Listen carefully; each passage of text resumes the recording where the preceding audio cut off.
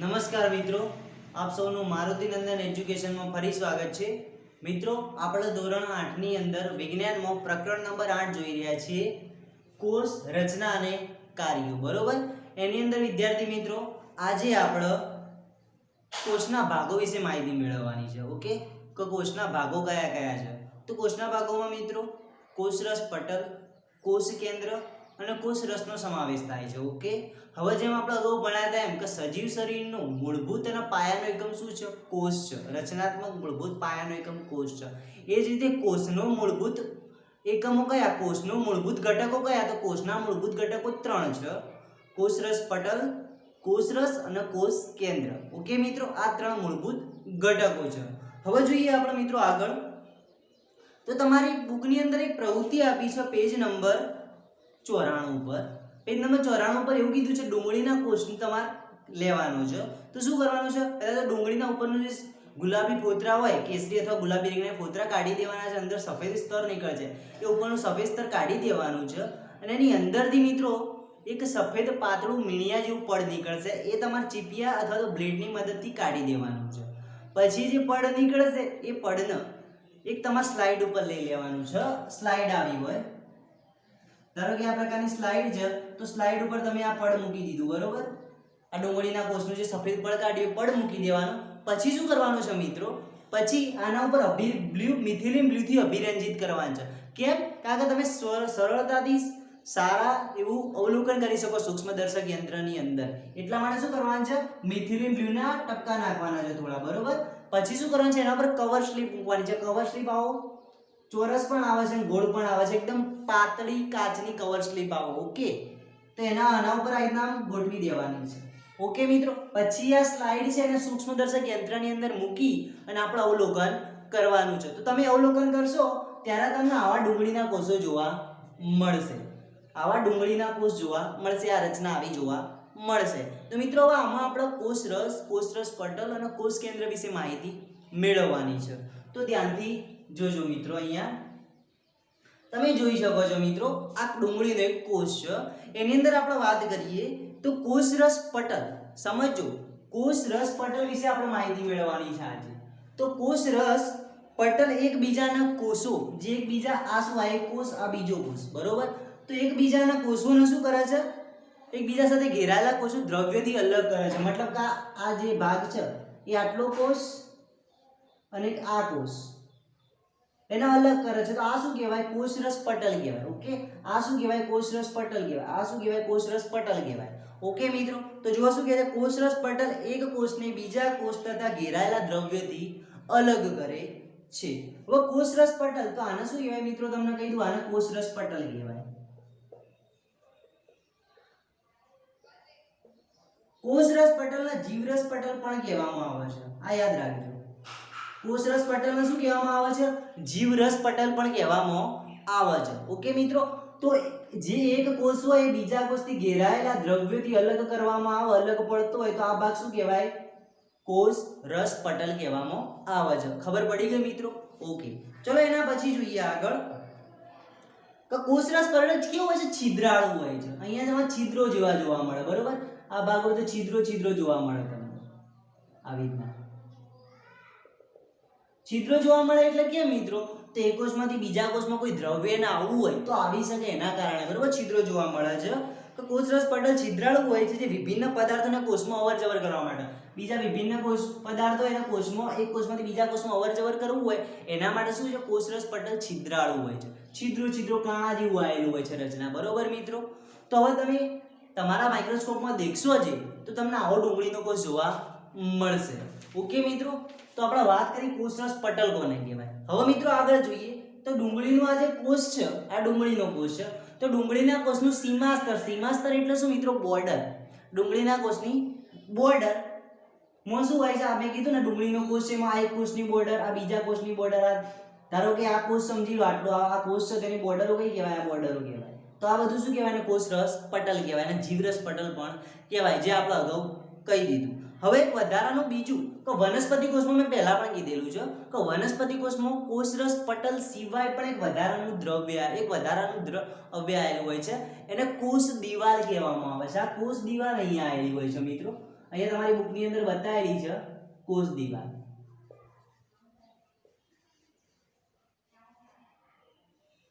કોષરસ પટલનું આમ તો શું મુખ્ય કાર્ય કે કોઈ પણ કોષ હોય કોષનો આકાર આપવાનું કોષરસ પટલનું કાર્ય છે. પણ આપણે એ પણ જોયું હતું મિત્રો કે કોષરસ પટલ વનસ્પતિ કોષ અને પ્રાણી કોષ બંનેમાં જોવા મળે છે. પણ વનસ્પતિ કોષની અંદર એક વિશિષ્ટ રચના પણ આવેલી હોય છે જેને કોષ દિવાલ કહે છે. એ કોષ દિવાલ શું હોય છે ખાલી વનસ્પતિ કોષની અંદર જ જોવા મળે છે. ઓકે મિત્રો, તો એ કોષ દિવાલ છે કે એક વધારાના દ્રઢ આવરણ દ્વારા આવરિત હોય છે તેને શું કહેવાય? કોષ દિવાલ. ખબર પડી કે દ્રઢ આવરણથી આવરિત હોય આ ભાગ આખો એને શું કહેવામાં આવે છે? કોષ દિવાલ કહેવામાં આવે છે. જેમ દિવાલ હોય આપણે ધારો કે કોઈ ઘર હોય તો ઘરના આજુબાજુ એક દિવાલ ચણતા નથી, દ્રઢ આવરણ બની ગયું. તો શું કહી છે? બસ એ રીતે આ કોષો હોય તો કોષોની આજુબાજુ એક આવરણ બની ગયું એને શું કહેવાય? દિવાલ કહેવામાં આવે. કોષ દિવાલ દ્રઢ આવરણ હોય છે. એના પછી વાત કરીએ મિત્રો તેને શું કહેવાય? કોષ દિવાલ. હવે કોષોનું કેન્દ્રમાં હવે જોઈ શકો આ કોષ દરેક કેન્દ્રમાં જુઓ ગોળ ઘટાકાર રચના આવેલી છે. ગોળ અને ઘટાકાર રચના આવેલી છે એને શું કહેવામાં આવે છે? કોષ કેન્દ્ર કહેવામાં આવે છે. જુઓ મિત્રો આ બધા શું છે? કોષ કેન્દ્રો છે. ગોળ ઘટાકાર સંરચના આવેલી હોય છે. જુઓ કોષના કેન્દ્રમાં ઘટ ગોળાકાર સંરચના હોય છે એને શું કહેવામાં આવે છે? કોષ કેન્દ્ર કહેવામાં આવે છે. ખબર પડી કે મિત્રો આ બધા શું છે? કોષ કેન્દ્રો છે. એના પછી વાત કરીએ કોષ કેન્દ્ર. હવે સમજજો મિત્રો આ કોષ કેન્દ્ર અને આ કોષરસ પટલ. આ કોષરસ પટલ છે અને આ કોષ કેન્દ્ર છે. એના વચ્ચે જે આ બધો ભાગ વધ્યો એમાં શું આવેલું હોય મિત્રો? તેમાં કોષરસ આવેલું હોય. બરોબર? તો એને શું કહેવાય? આ બધો ભાગ આવે એને શું કહેવાય? કોષરસ કહેવાય.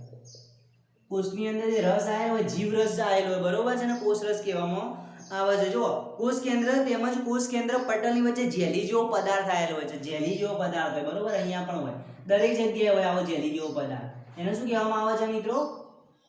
કોષરસ કહેવામાં આવે છે. શું કહેવામાં આવે છે? કોષરસ કહેવામાં આવે છે. આવો જેલી જેવો પદાર્થ આવેલો હોય. આ શું છે? આ કોષરસ પટલ છે અને આ શું છે? કોષ કેન્દ્ર છે. તો કોષ કેન્દ્રની વચ્ચે શું હોય? જેલી જેવો પદાર્થ આવેલો હોય છે. ઓકે મિત્રો, એને શું કહેવાય છે? કોષ કેન્દ્ર કહેવામાં એને કોષરસ કહેવામાં આવે છે. ઓકે મિત્રો, ખબર પડી ગઈ તમને? ઓકે, ચલો એના પછી વાત કરીએ. હવે જુઓ મેં તમને જે સમજાવ્યું કોષરસ પટલ, કોષ કેન્દ્ર, કોષરસ અને કોષ દિવાલ, તો એના વિશે આપણે ટૂંકમાં વ્યાખ્યાઓ પણ લખી દઈએ સાથે સાથે તમને વધુ સમજણ પડે. તો પહેલી જ વ્યાખ્યા હતી કોષરસ પટલ એટલે શું એની પણ વાત કરતી હતી. જો તમારી બુકની અંદર કોષ કેન્દ્રની સરસ વ્યાખ્યા આપી છે લખી દઈએ આપણે. કોષરસ પટલ વિશે સમજી ગયા ને તમે? કોષરસ પટલ કોને કહેવાય? તો જો તમારી બુકની અંદર આગળ આપેલું છે કે એક કોષ બીજા કોષના ઘેરાયેલા દ્રવ્યથી અલગ કરે છે. એક કોષ બીજા કોષને ઘેરાયેલા દ્રવ્યથી અલગ કરે છે તેને કોષરસ પટલ કહે છે. બરોબર?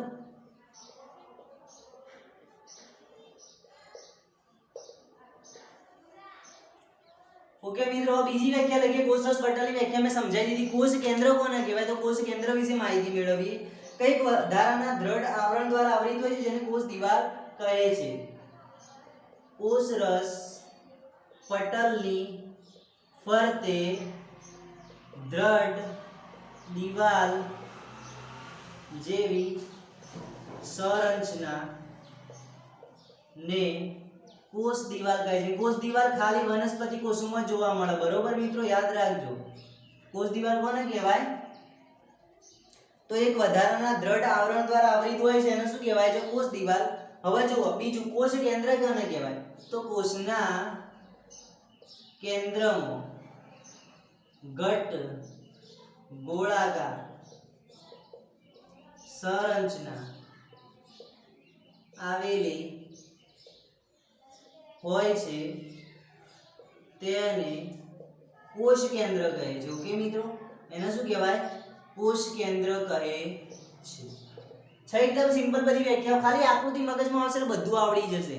ઓકે મિત્રો, એના પછી કોષ કેન્દ્રની વાત પતી ગઈ. હવે કોષ રસ કોને કહેવાય? તો કોષ કેન્દ્ર તેમજ કોષ રસ પટલ વચ્ચે જેલી જેવો પદાર્થ કોષ કેન્દ્ર તેમજ કોષ રસ પટલ ની વચ્ચે જેલી જેવો પદાર્થ આવેલો હોય છે તેને કોષરસ કહે છે. ઓકે મિત્રો, ખબર પડી ગઈ? વ્યાખ્યાઓ સરળ હતી, તમે આકૃતિ જોઈ શકો છો. બરોબર મિત્રો, ખબર પડી ગઈ તમને? કોષ રસ પટલ વિશે ખબર પડી ગઈ, કોષ કેન્દ્ર વિશે, કોષ રસ વિશે અને કોષ દિવાલ વિશે સારી રીતે જાણતા થઈ ગયા. ઓકે મિત્રો, હવે આપણે બુકની અંદર આગળ જોઈએ તો તમારી બુકમાં જો સરસ મજાની પીળા રંગની આકૃતિ પણ આપી છે, ડુંગળીના પડમાં કોષનું અવલોકન. ઓકે, હવે એના પછી પેજ નંબર 94 પર જમણી બાજુ જોઈએ, લીલા રંગનો કોઠો આપ્યો છે. પૂછો જાણવા માંગે છે કે વનસ્પતિ કોષોને કોષ દિવાલની જરૂરિયાત શા માટે પડે છે. મેં તમને પહેલા પણ કીધું કે ખાલી કોષ દિવાલ વનસ્પતિ કોષોમાં જ આવેલી હોય છે. તો કેમ કોષ દિવાલની વનસ્પતિનો કોષોને જ કેમ જરૂર પડે? પ્રાણી કોષોમાં તો કોષ દિવાલ હોતી નથી. તો કેમ હોતી નથી? તો મિત્રો જો સ્વાભાવિક છે કે આપણે મનુષ્ય અને બીજા પ્રાણીઓ કે જેની અંદર કોષ દિવાલ હોતી નથી એવા લોકો હલનચલન કરી શકે છે, એક જગ્યાએથી બીજી જગ્યાએ જઈ શકે છે. જ્યારે વનસ્પતિ એક જગ્યાએ ઊભી છે તે તો પોતાના જીવનકાળ દરમિયાન એના એ જગ્યાએ રહેવાની, ને થોડી ચાલતી થઈ જવાની. તડકો પડવા લાગશે, થોડી દૂર સોયલે જતી રહેશે. ઓકે, વરસાદ આવશે, થોડી કોઈ બીજી જગ્યાએ છાપરાઈને જતી રહેશે. એવું નહીં થાય મિત્રો. ખબર પડી તમને?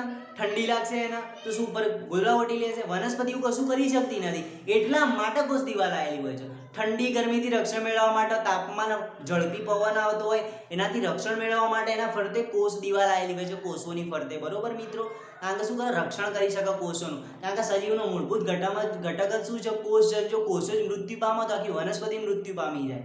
ઓકે મિત્રો, એટલા માટે જો તમારી બુકમાં લખ્યું છે એ પ્રમાણે જોઈએ. પહેલા આપણે અભ્યાસ કરી ચૂક્યા છીએ કે કોષરસ પટલ એ કોષોને આકાર આપે છે અને વનસ્પતિમાં કોષરસ પટલની સાથે એક વધારાની એક બહારની બાજુ જાડું પડ આવેલું હોય છે જેને કોષ દિવાલ કહે છે. ઓકે મિત્રો, હવે કોષરસ પટલની ફરતે કોષ દિવાલની વ્યાખ્યા તમે આ પણ લખી શકો, હાલ બુકમાં કીધી ને, અને આ પણ લખી શકો છો. કોષરસ પટલની ફરતે દ્રઢ દિવાલ જેવી સંરચના હોય છે ને કોષ દિવાલ કહે છે. અથવા તો વનસ્પતિ કોષમાં કોષરસ પટલની સાથે સાથે એક જાડું બહારની બાજુ પડ આવેલું હોય છે ને કોષ દિવાલ કહે છે, એમ લખો તો પણ ચાલો. ઓકે મિત્રો, હવે કોષરસ પટલની ફરતે એક વધારાનું પડ વનસ્પતિના કોષોના રક્ષણ માટે આવેલું હોય છે. કોષ દિવાલ કેમ આવેલી છે વનસ્પતિઓમાં? તો વનસ્પતિના કોષો જે હોય છે, આ બધા કોષની વાત કરી, ડુંગળીનો કોષ ને બધા, ડુંગળીનો કોષ શું છે? વનસ્પતિ કોષ છે. તો એ બધા શું કોષોના રક્ષણ માટે આવેલું હોય, કોષોનું રક્ષણ કરે છે. કઈ રીતે? તો એ જોઈએ કે વનસ્પતિ કોષોને તાપમાન, ઝડપથી ગતિ કરતી હવા એટલે કે પવન, વાતાવરણીય ભેજ વગેરેથી રક્ષણની જરૂર હોય છે. બરોબર, અને આ પરિવર્તનોથી પ્રભાવિત પણ થાય છે વનસ્પતિ, કારણ કે તે સ્થાન બદલી શકતી નથી. હવે ઠંડી પડે, તડકો પડે, ગરમી પડે, પવન ફૂલ હોય, વરસાદ આવે, તો આ બધાથી કોઈ વનસ્પતિ પોતાનું સ્થાન થોડું બદલી શકવાની છે? નથી બદલી શકતી. એના માટે એટલે કોષોનું નુકસાન ના થાય એના કારણે આવી દ્રઢ રચના આવેલી હોય છે કોષ દિવાલ. જ્યારે આપણા મનુષ્ય પ્રાણીઓમાં કેમ નથી જોવા મળતી? કારણ કે આપણે તો વાતાવરણ કોઈ પણ ઠંડી લાગે તો આપણે ગરમ કપડાં પહેરી લઈએ, કોઈ ગરમ જગ્યાએ જતા રહીએ. વરસાદ પડે તો આપણે કોઈ છાપરા નીચે ઝડપી પવન આવે તો આપણે ઘરની અંદર પેક થઈ જઈએ. તો આ બધાથી રક્ષણ આપણે મેળવી શકીએ છીએ પોતે, પણ વનસ્પતિ તો શું કરે? એના જગ્યાએ ઊભી જ રહેલી હોય છે, એટલા માટે એને કોષ દિવાલો આવેલી હોય છે. ઓકે મિત્રો, ખબર પડી ગઈ ને તમને? ઓકે, ચલો એના પછી જોઈએ.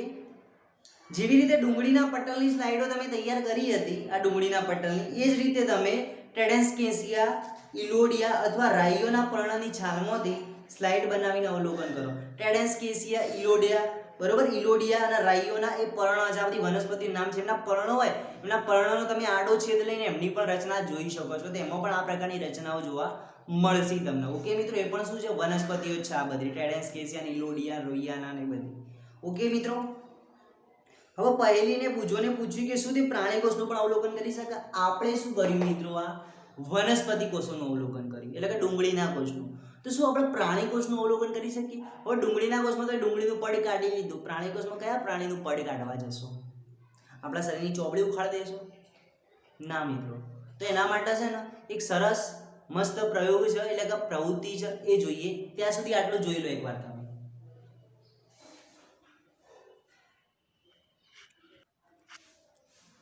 ઓકે મિત્રો, તો હવે જોઈએ આપણે એના પછી એક પ્રવૃત્તિ આપી છે સરસ મજાની બુકની અંદર, પ્રવૃત્તિ 8.4. એમાં પ્રાણી કોષ લેવાનો છે. પ્રાણી કોષમાં આપણે મનુષ્યના ગાલનો કોષ લઈશું. શું કરવાનું મિત્રો? તો ધ્યાનથી જોજો, એક ટૂથપીક લેવાનું, એટલે કે ઉલ્લું કહીએ છીએ જે આપણે એ, અથવા તો ચમચી પણ લઈ શકો છો. ચમચીના જે કિનારી હોય એ ધારદાર હોવી જોઈએ. નહીં. અથવા તો તમે જે માચિસની સળી આવે છે એના ઉપર જે ગંધક આવે છે એટલે કે જે ઉપર કાળા રંગની ટોપી જેવું કાઢી દેવાનું અને પછી શું કરવાનું, એનાથી ગાલનો અંદરનો આ ભાગ છે એની અંદર શું કરવાનું મિત્રો, ખોતરવાનું થોડું. અથવા તો તમે જે ટૂથપીક લીધી એનાથી થોડું ખોતરવાનું, અથવા ચમચી લીધી એનાથી થોડું ખોતરવાનું. ખોતર લોહી ના નીકળવું જોઈએ, ખાસ ધ્યાન રાખજો.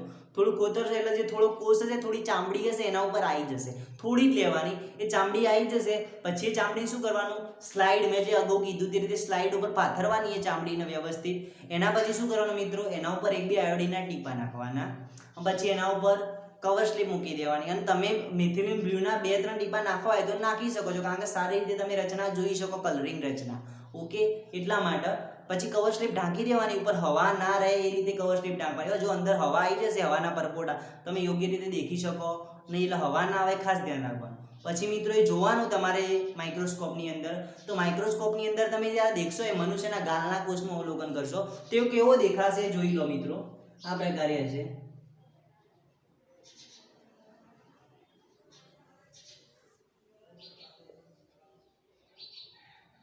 આ પ્રકારે તમને ગાલનો કોષ દેખવા મળશે. આ બધા કોષ કેન્દ્રો હશે. ઓકે મિત્રો, આ બધા તમને કોષ કેન્દ્રો દેખવા મળશે.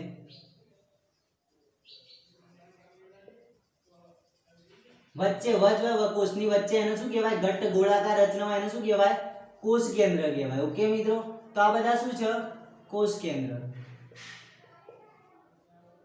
ઓકે, પછી આ બધા ફરતે હશે એ તમને ખબર પડી જાય મિત્રો. કોષરસ પટલ કોને કહેવાય, આ બધું છે એને શું કહેવાય, કોષરસ પટલ કહેવાય. કોષરસ પટલ. કોષરસ પટલની વ્યાખ્યા શું હતી કે એક કોષને બીજા કોષથી અલગ કરે દ્રવ્યને. પછી આ કોષ કેન્દ્ર અને કોષરસ પટલ વચ્ચે જે જેલી જેવી રચના આવેલી એને શું કહેવાય, કોષરસ કહેવાય. ઓકે, અને તમે મિત્રો જોઈ શકો છો આ કોષ કેન્દ્ર છે, કોષ કેન્દ્રની ફરતે પણ એક પટલ જેવી રચના આવેલી હોય છે એને શું કહેવાય, કોષ કેન્દ્રની ફરતે પટલ જેવી રચના એને શું કહેવાય, કોષ કેન્દ્ર પટલ. કોષ રસની ફરતે પટલ જેવી રચના એને કોષરસ પટલ કહો છો. તો કોષ કેન્દ્રની ફરતે પટલ જેવી રચના એને શું કહેવાય, કોષ કેન્દ્ર પટલ કહેવાય. કોષ કેન્દ્ર પટલ. ઓકે મિત્રો, તો તમે જોઈ શકો છો આ રીતે તમને ગાલના કોષની અવલોકન દેખવા મળે, મનુષ્યના ગાલના કોષ.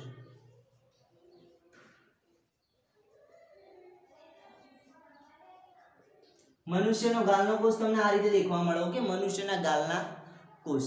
તો આવો તમને દેખવા મળે મનુષ્યના ગાલનો કોષ દેખો તમે માઇક્રોસ્કોપની અંદર.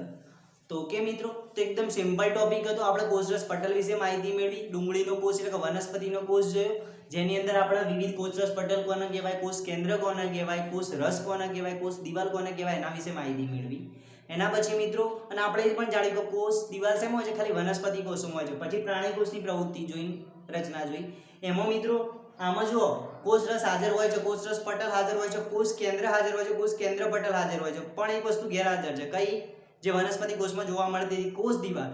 કોષ દિવાલ મનુષ્ય કોષમાં પ્રાણી કોષોમાં કેવી હોય, ગેરહાજર હોય. એટલે કોષ દિવાલ પ્રાણી કોષોની અંદર જોવા મળે નહીં. ઓકે, તો આજે મિત્રો આપણે આજે શીખ્યા એ તમને સરળતાથી સમજાયું હશે એવી આશા રાખું છું, અને એકદમ સિમ્પલ છે, બરોબર.